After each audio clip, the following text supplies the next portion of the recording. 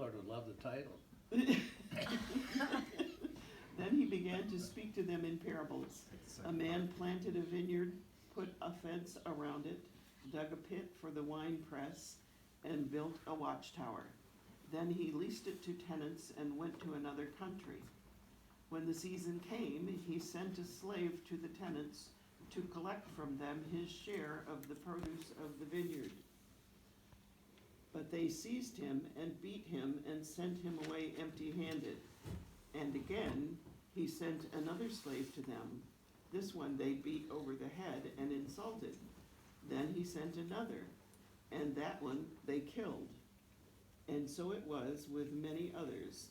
Some they beat and others they killed. He had still one other, a beloved son. Finally he sent him to them, saying, "They will respect my son." But those tenants said to one another, "This is the heir. Come, let us kill him, and the inheritance will be ours." So they seized him, killed him, and threw him out of the vineyard. What then will the owner of the vineyard do? He will come and destroy the tenants and give the vineyard to others. Have you not read this scripture? The stone that the builders rejected has become the cornerstone. This was the Lord's doing. It is amazing in our eyes. You want to go from there? Yep. When they realized he had told his parable against them, they wanted to arrest him, but they feared the crowd, so they left him and went away. Then they said to him, and then they sent to him some Pharisees, and some Herodians. to trap him in what he was saying. And they came and said to him, "Teacher, we know that you are sincere and show kindness to no one. So for you do not." I can't read. You That's can all right. read. You want me to No, finish? because I'm having problems with my eyes. Okay. Teacher, we know that you are sincere and show deference to no one, for you do not regard people with partiality, but teach the way of God in accordance with truth. They're so smooth, aren't they? Sorry. Is it lawful to pay taxes to the emperor or not? Should we pay them or should we not? But knowing their hypocrisy, he said to them, "Why are you putting me to the test? Bring me a denarius and let me see it." And they brought one. Then he said to them, "Whose head is this, and whose title?" They answered, "The emperor's." Jesus said to them, "Give to the emperor the things that are the emperor's, and to God the things that are God's." And they were utterly amazed at him. This is the word of the Lord. Thanks be to God. Sorry, I put that in the wrong. Oh. Oh, no, yeah, let's go ahead. It's there.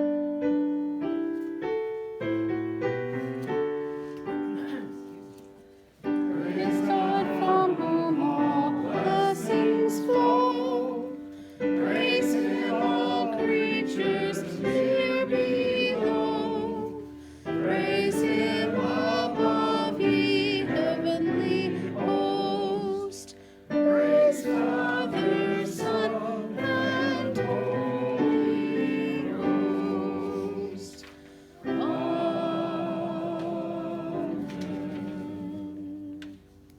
See, I knew there was a reason I put that there. That's a good response to hearing the word, isn't it? Yeah. Trust yourself, Pastor. You put it in writing, just go with it. Oh. Augustus was the emperor then, is that right? Yes. He was, well, they had a great emperor. Which at that Augustus, though? There were time. more than He was one the Augustus, but we'll just go with Augustus. First and the best, you know. I've talked about this before. Do you guys know that this is part of the historical context? This is why I say that Jesus' ministry is in the face of the empire. Because that coin had an image of the emperor, and it said on the coin, "The honored son of an honored God." The divine son of a divine God. The divine son of a divine God. They claim that Caesar was God. Divine. The Son of God. The language that's used for Jesus as the Son of God is directly in the face of the Roman Empire.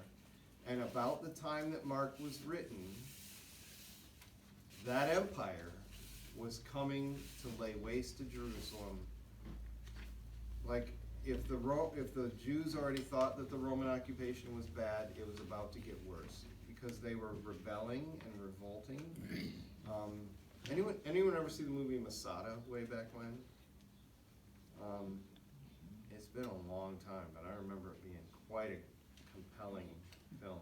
I think it was a made-for-TV miniseries. It was like 3 parts or something. Masada was Herod's summer home. It was basically the top of a plateau, a mountain plateau. It was considered to be impregnable. Don't tell that to the Roman army. Nothing's impregnable to the Roman army.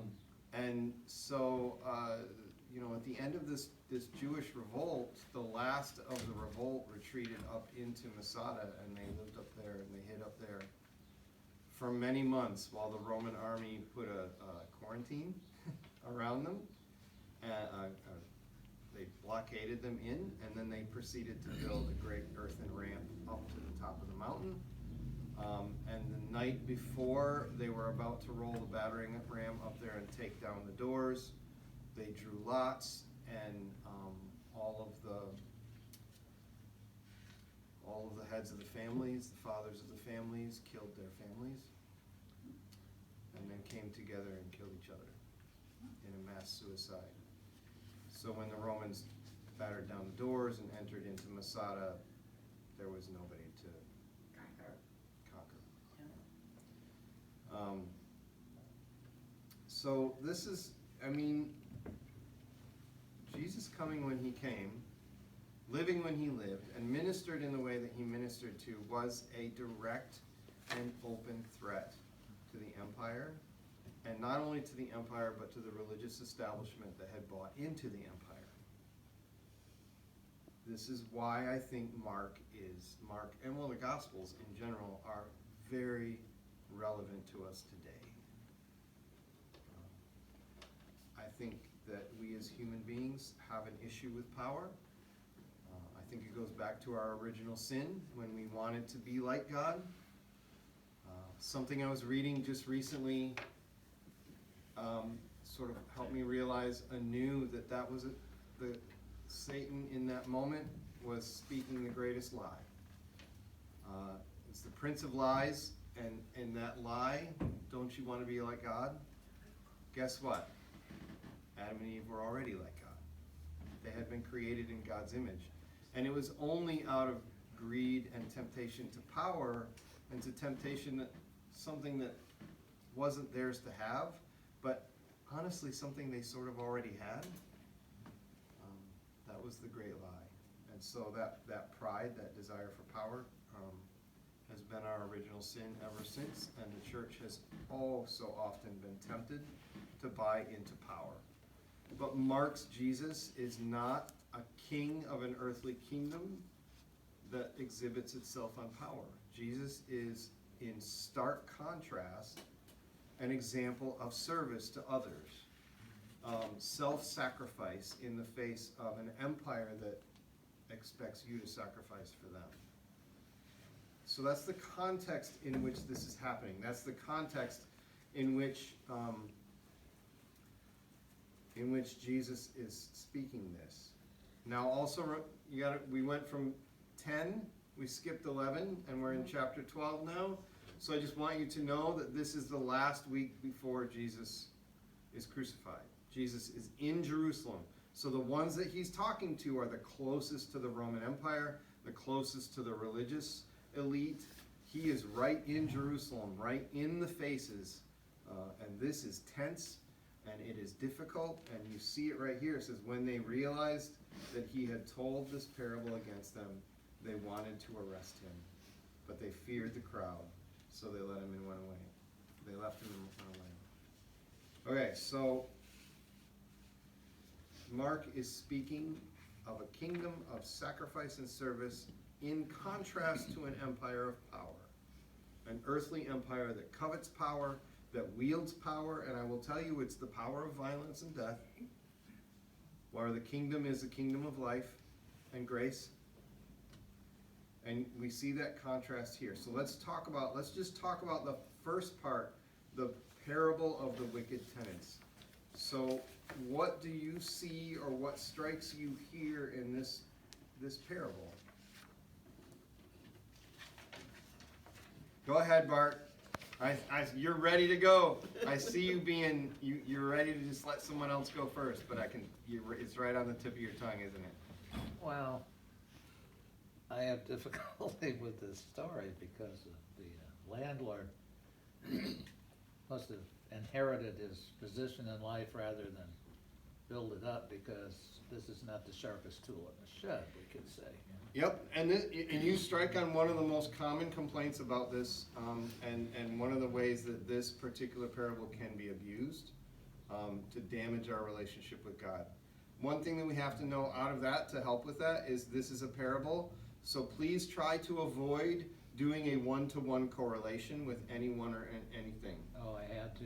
I know, because what is our natural? Okay, so God is the landlord, right? Because obviously Jesus is talking about himself as the son. The landlord sent the son, and they killed the son. Okay, so yes, it's God, but that puts us in a really difficult spot, doesn't it? In our sensibilities today, we do not understand why would God go away. Anyone here ever felt distant from God? Yeah, but I thought it was me, not him. Well, there's that, right? So God's always there, and sometimes we just don't experience. So I often talk about things experientially. God is never far away from us. There is never anywhere that God is not. So, put that under your hat along with your idea of hell and think on it for a while. There is nowhere that God can't be, because God is omnipresent. It's our experience of God that is the important part. I think we conflate our parents with God also. We do that, yeah. I mean, our parents have to let us go eventually and see how we do. Mm-hmm. So there, in this, how could God possibly go away? How could this landlord go away? Well, practically Jesus is speaking to the rich people and the powerful people in Jerusalem, and very often that's what they would do, is they would own property out in the hinterlands, flyover country, if you will. And they wouldn't live there, but they would own the property. And if you know anything about vineyards, it takes several years before the grapes actually start to produce, or the vines actually start to produce fruit, and even, viable fruit at that. So, so it's not unheard of, in the practices of that day and age. Now, that doesn't mean that it's right or good, because Leviticus spells that out. It's going to take. yeah, Leviticus, and there's the whole rule of the year of Jubilee and all of that stuff that deals with that. But they were not doing that, right? Jesus said, you are not doing this. You're not being merciful. They weren't following Jubilee. We know that they weren't following Jubilee, right? They went into 2 exiles. Oh, goodness. My throat's getting dry. That's a sign I'm talking too much.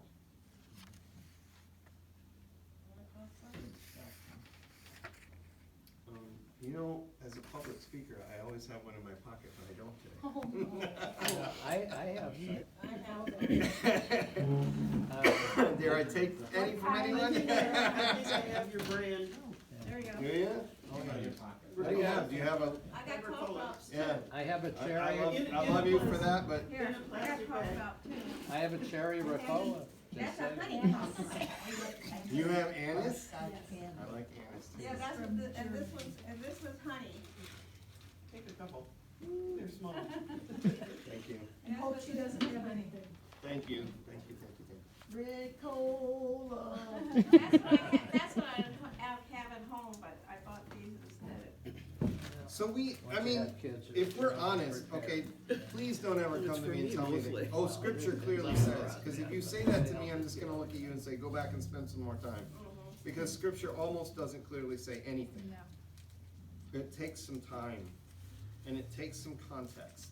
And you can't just, one of my favorite things that my professors, my inductive Bible study professor used to say was, if you take the text out of its context, it's just a pretext to make it say anything you want it to. So never take the text out of its context, because then you just make it a pretext. We have a problem with this parable, because we want, when we see God like this, we want to say, not only why did the landlord go away, but why did the landlord keep sending his poor slaves to die? That is not compassionate at all. Get on your horse and ride to your vineyard and deal with the issue yourself, right? Well, these You are wanna supposed get to, killed? But that's what rich, powerful people do, Yeah. right? And so one pastor who was commenting on this said, I have a church of homeless people. And when they heard that part, they said, well, yeah, nobody listens to us. Of course they would just send us off. They don't have any respect for our life. and those are supposed to be the prophets presumably, so.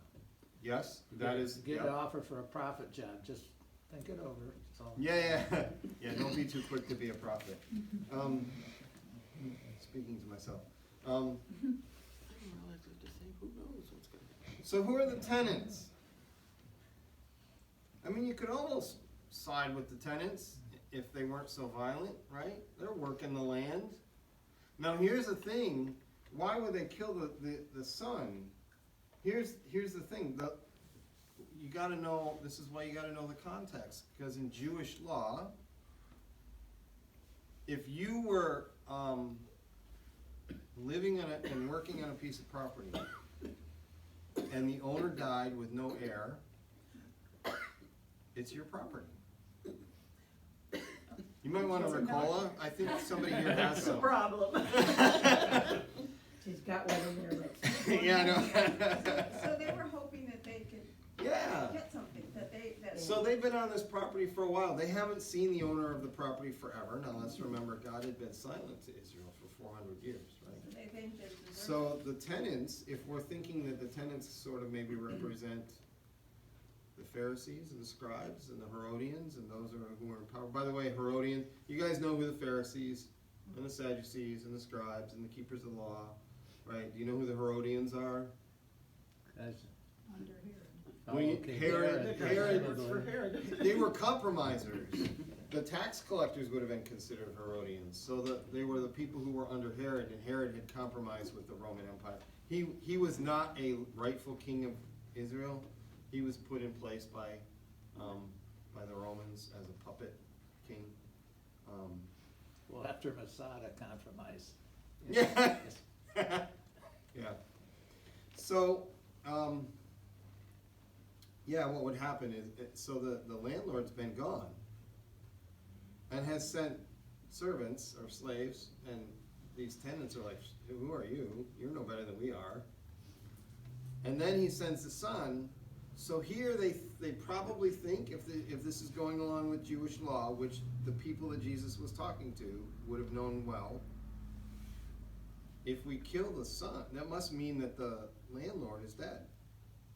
If it's the son coming, it's the heir coming, the landlord must be dead, so if we kill him, it's our land. These sound like Maoists, you know, God's dead and you kill the landlords and there you go. Sure. So, then Jesus quotes Isaiah. Mark loves Isaiah. There are references to Isaiah all throughout Mark, and this is another one. The stone that the builders rejected has become the cornerstone.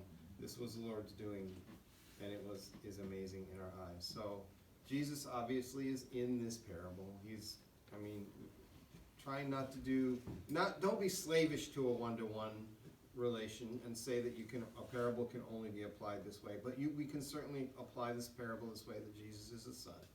Jesus gets killed. by the tenants who are not in relationship with the landlord and who think that they can take over. I mean, really, this is what the Jewish religious institution was doing at the time. God had been silent, they hadn't had any prophets, so I guess it's our turn They thought it would all go away if they killed the son. kill the son, because it would go back to the way it was, and they would.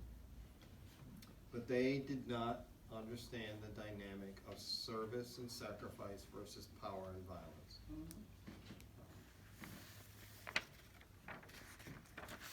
Okay. Let's talk about the second part then.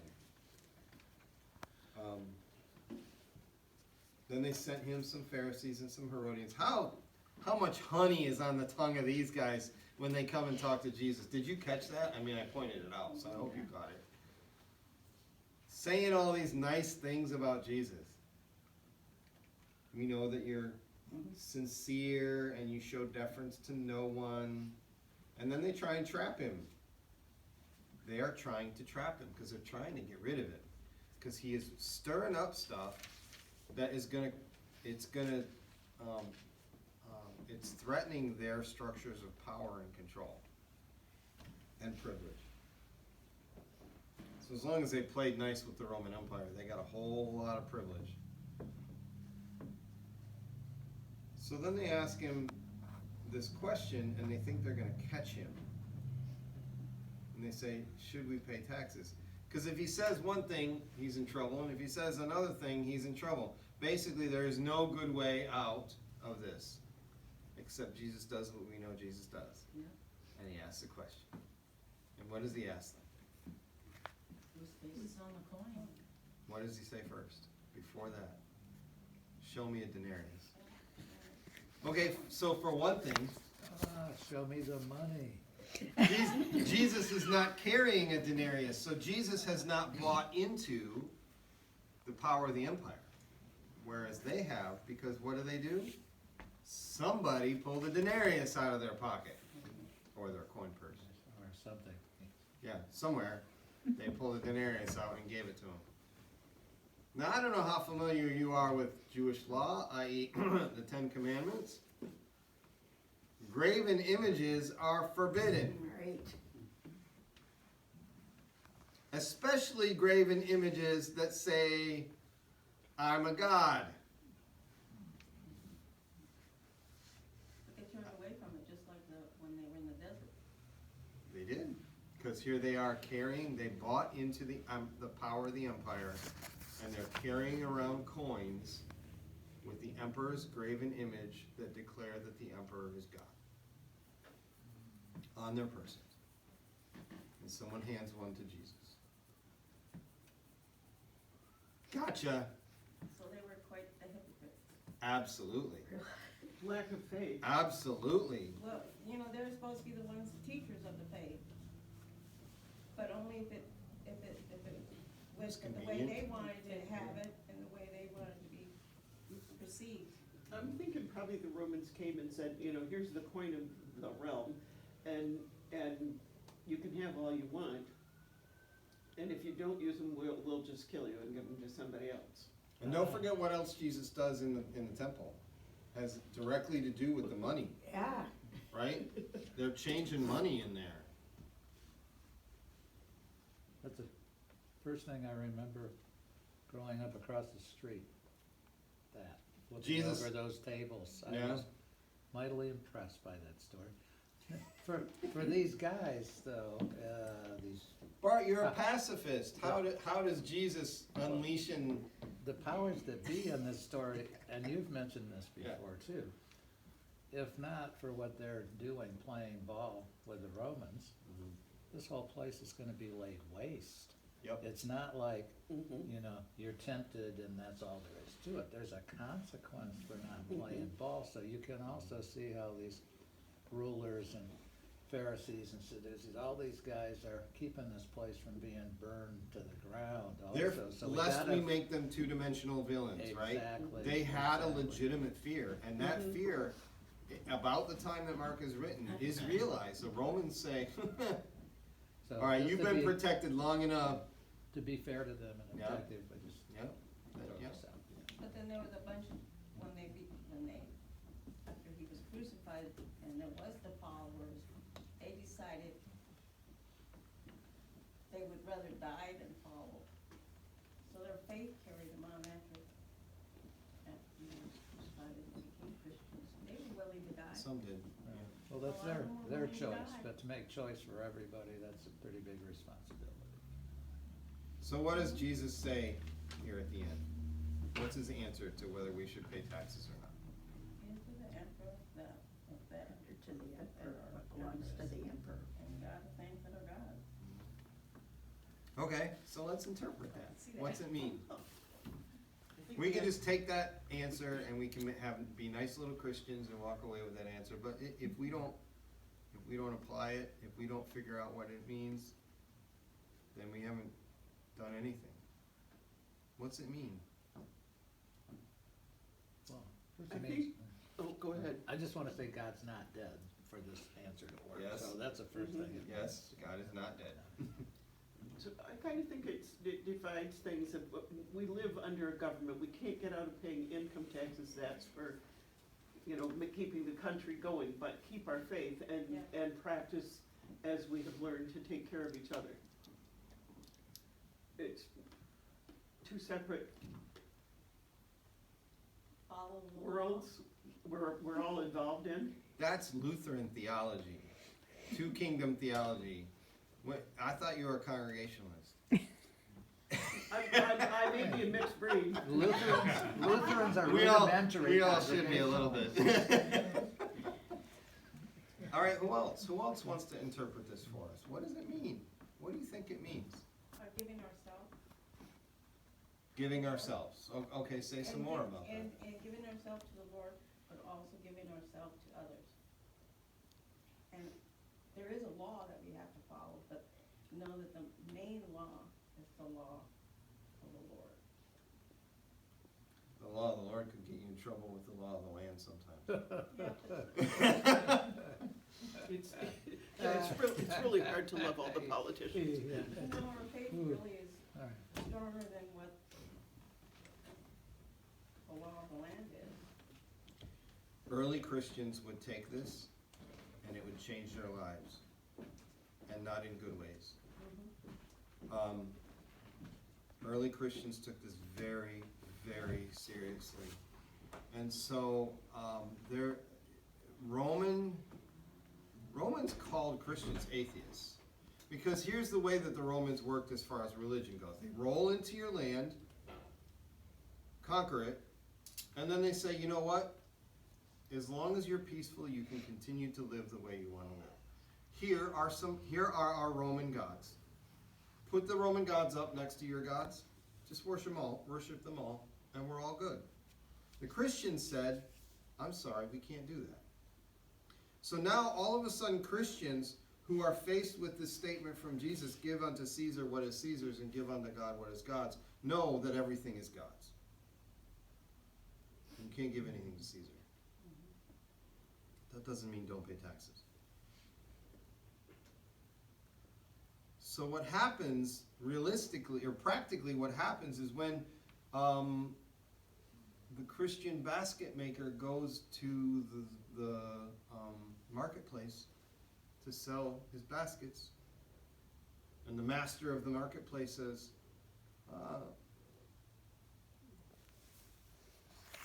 nice to see you, Matthias. I see you have some wonderful baskets for us tonight, or today.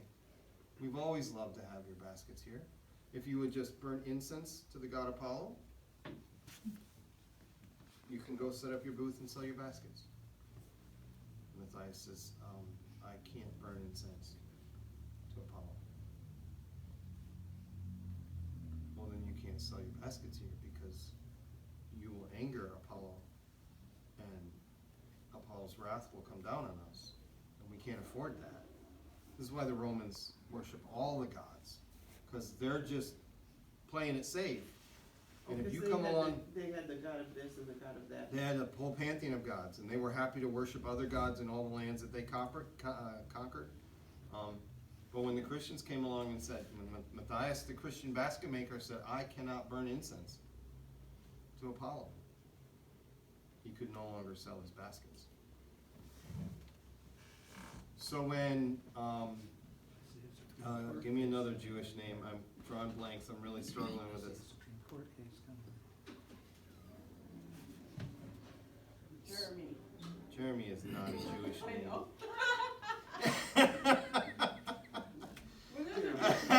There's a word for Jeremy.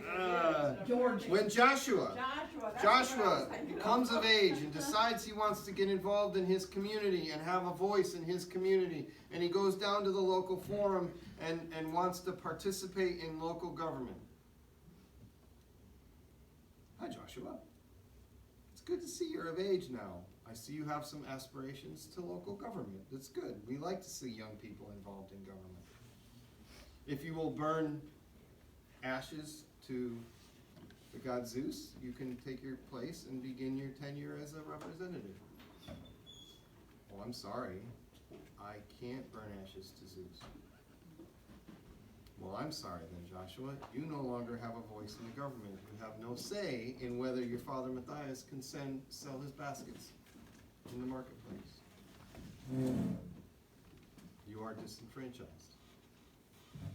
Being a Christian in the Roman Empire meant not giving to Caesar what is God's. Didn't matter to them in some ways because they were pretty convinced that Jesus was coming back before that generation ended. And so around 60 AD, they started writing all these Gospels because they realized, oh my goodness, we better write this down because Jesus hasn't come back yet and we're all dying. Some violently, some in starvation and poverty. Because the kingdom of Jesus is not of this world. It is not a kingdom of power. It is a kingdom of sacrifice and service, where the first is last and the last is first. It isn't like the empire. It hasn't sold out to Rome. There were lots of religions that sold out to Rome. There were lots of Jews that sold out to Rome, right? Herod was king. The tax collectors had pretty prosperous lives. All they had to do was worship Jesus and the Roman gods. Sometimes I wonder how we respond in situations like that. When the empire offers us places of privilege, seats at government, influence and prosperity, if we would just worship the American gods. Well, you end up as a Canadian. I mean, that's where all the loyalists. That's where all the loyalists went. So is he saying that, yes, because there is a laws that you have to follow? Because if there is laws that you have to follow, you follow the laws, but don't forget your God. Don't forget that you're to be faithful at the same time.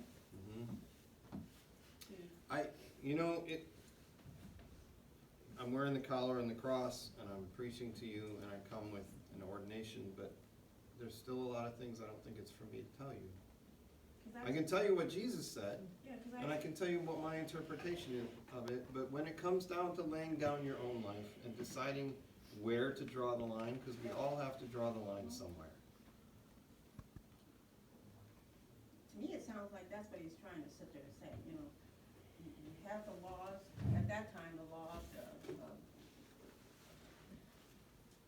The land, Rome. of the land that you have to follow. But that, remember that you have to be faithful too, and that you can, that there's a better person that you're supposed to be really paying attention to, but don't forget that you have to follow the laws too to survive, because you had to then. If you didn't follow the laws, you pretty much got put on a cross. Yes, you're gonna go to heaven, but that's, I don't think he wanted us to sacrifice ourselves to the point where. A lot of early Christians laid down any violence yeah. whatsoever, and they submitted themselves to horrific deaths rather yeah. than. Now remember, We're in Lent. Holy Week's coming. Good Friday is coming. Jesus is the king who submits to our violence to kill him rather than killing anyone else. Jesus could have put an end to that. God could have put an end to it all, but we have to. I think we just, it's like, got to understand that he did it all for us. That's what we have to understand. Yeah, and even in understanding that he did it all for us, there are so many ways. I'll just tell you, I'm not a fan of substitutionary atonement.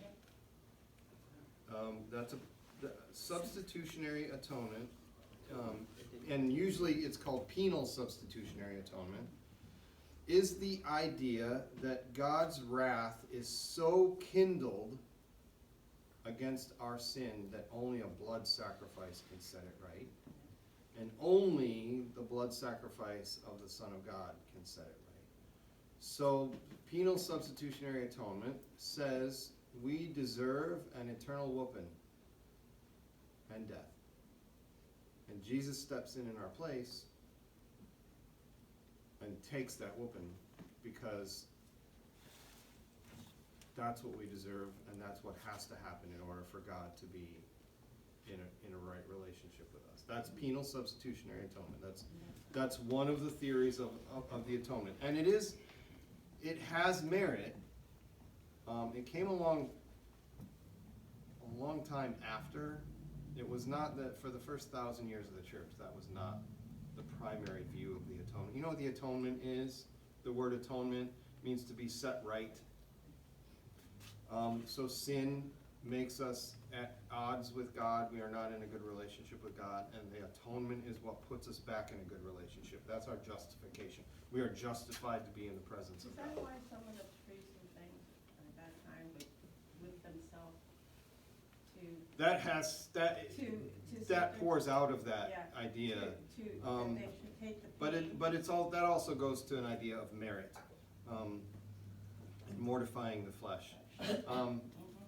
So I'll just tell you the problem with penal substitutionary atonement is it creates the situation where you have child abuse on a cosmic scale. That the father is so angry that the only way to make the father not angry is for the father to kill the son. That's cosmic child abuse. And that puts the father and the son at odds, doesn't it? The Father, Son, and Spirit are supposed to be one in mind and purpose and mission and will. They have the same will. So you can't have a father who wants to punish us and Jesus who steps in and convinces him not to. There is no God that's not Jesus. So the Father, Son, and Spirit are co-equal, and they have the same mind and will. So the problem with penal substitutionary atonement is it places the will of the Son and the Father at odds. It separates them, and that's heresy. Christus Victor, which was the primary, and it's not, you can do bad things with Christus Victor too, but the idea of Christus Victor atonement is the idea of what Jesus did on the cross and in the grave was declare victory over death. That death is the natural consequence of sin. Not that death is what God said, you sinned, so I'm going to kill you. But that death and hell are the natural consequences of our own actions, our own free will. The free will that God gave us because you can't have love without free will, and the very nature of God is love. So it's that quaint little Hallmark thing, if you love something, set it free. If it comes back to you, it's yours, right? It's kind of true on a cosmic divine level, right? God gives us the opportunity to not love God. It's the only way that we can have the opportunity to love God. The problem is, and this came up earlier, somebody said something and we were talking about growth and corruption, right? We grow through life, right? So ontologically, which is the big fancy word for our nature, which is the stuff, the substance of what we are, right? We are subject to change by the mere fact that we were created. Because at one point we didn't exist, and now we exist. Right? Everybody here exists, right? We're all confident in that? And at one point you didn't exist, right? We kind of all know the mechanics of how that works. Because we went from non-existence to existence, that means we are creatures of change. Okay? Following me? If we are creatures of change, there are two kinds of change: growth and corruption. So as we live and breathe and walk and speak, we are subject to change. And that change can be growth and it can be corruption. And so Jesus, the theory of the atonement that's Christus Victor is that Jesus had victory over that death change, over corruption. We talk about Christian freedom. Oh my goodness. I'm sorry. I can't help myself. We talk about freedom, right? There, huh? We often, huh? A little golfer there, huh? We talk about freedom, and we often, I don't care what time it is. These all people came out in a pandemic, and they didn't get their money's worth.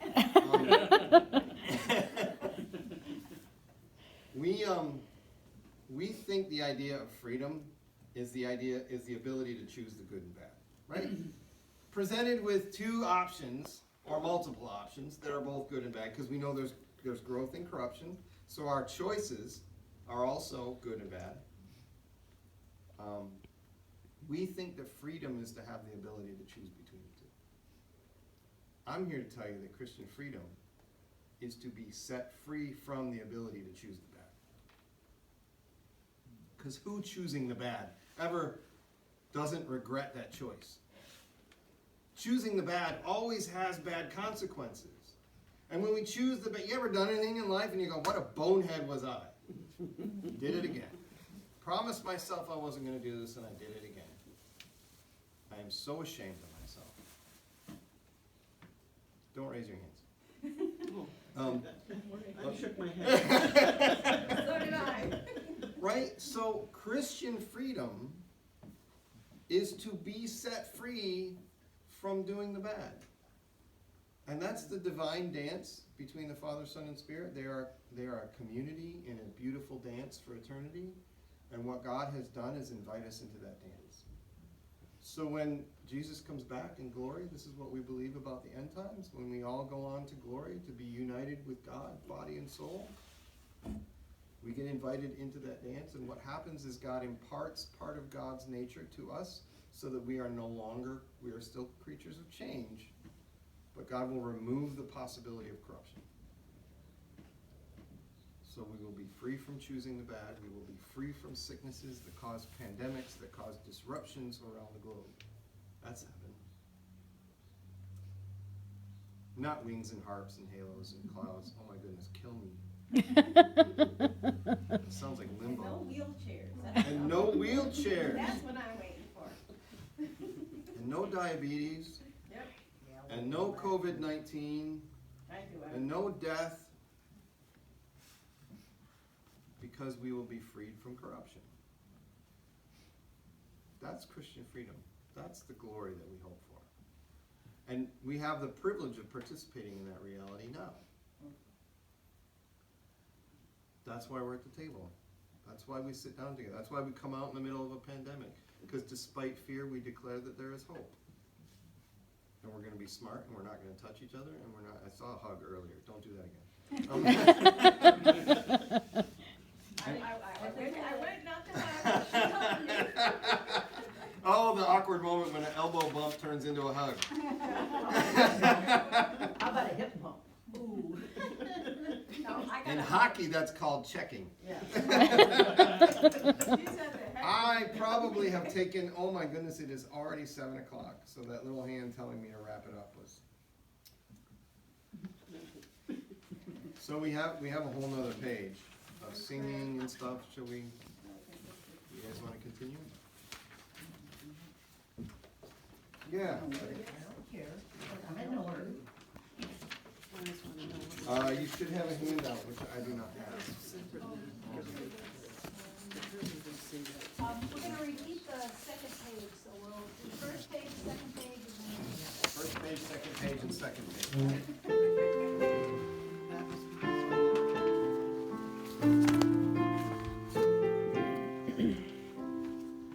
We fall down and lay our crowns at the feet of Jesus.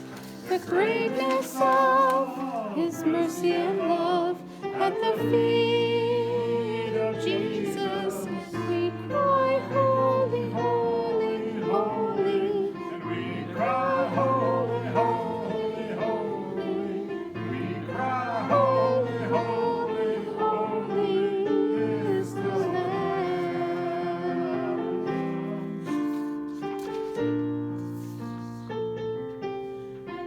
Cry, holy, holy, holy. And we cry, holy, holy, holy. And we cry, holy, holy, holy is the Lamb.